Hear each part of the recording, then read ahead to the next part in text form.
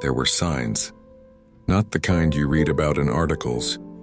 Not dramatic red flags that anyone could see. Quieter than that. A tightness in your chest when you walked through a certain door. A heaviness that arrived on Sunday evenings, before another week of the same thing. A way your body braced itself before certain conversations, before your mind had even formed the thought. Something is wrong here. Your body knew. It had been trying to tell you for a long time. This is about what it was saying, and why it was so hard to hear. We are taught to trust our minds, to think things through, to be rational, to override feelings that seem too strong, too inconvenient, or too difficult to explain. And that training is not entirely wrong. Feelings can be complicated. Emotions can mislead. Sometimes what feels true needs to be examined before it is acted on. But there is something that gets lost in all that overriding. Something quiet. Something that doesn't speak in words, that speaks in the language of the body. Tension, fatigue, the sudden weight of a room you just walked into.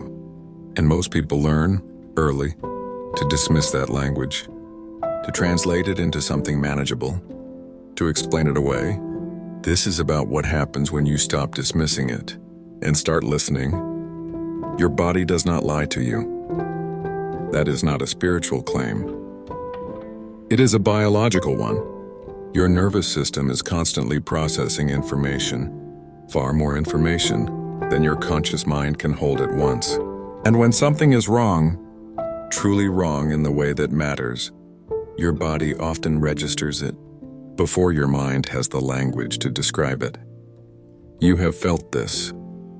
The moment you met someone and something in you went quiet in a way that was hard to explain. Not dislike exactly, just a withholding, a part of you that didn't fully extend the way it usually does, or the opposite. A moment when someone entered a room and something in you relaxed without permission, before you knew them, before you had reason, just a recognition. This person is safe. Your body makes these assessments constantly. The question is not whether it knows. The question is whether you have learned to hear it. For most people, the body signals don't arrive as clear messages. They arrive as a vague unease you can't quite locate, a reluctance to do something you can't fully justify, a sense of dread attached to something that looks fine from the outside. And because those feelings can't always be explained, because they don't come with evidence or arguments, or reasons that would satisfy someone else, you learn to override them. I'm just tired. I'm overreacting. There's no real reason to feel this way. I should be grateful. This is fine. And sometimes those overrides were necessary.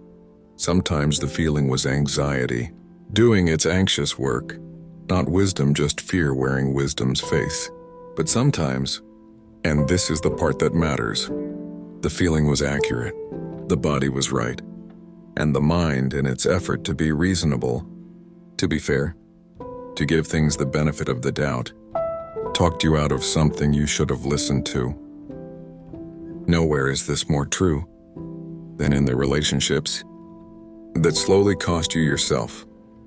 You can probably remember a moment, maybe early in a relationship, a friendship, a romantic partnership, a working environment, when something in you registered something before your mind was ready to see it.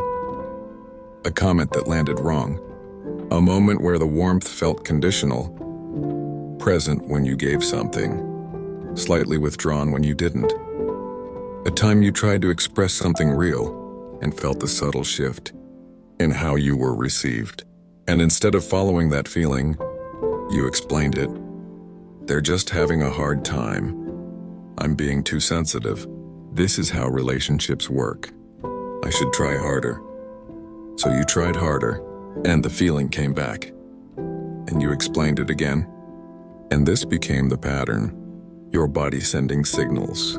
Your mind finding reasons those signals were wrong, until eventually, The signals became background noise, something you had learned to live with, rather than learn from. It wasn't only relationships. There were decisions, jobs you took that felt wrong from the first week. But you stayed because leaving felt impractical or ungrateful, or like giving up too soon.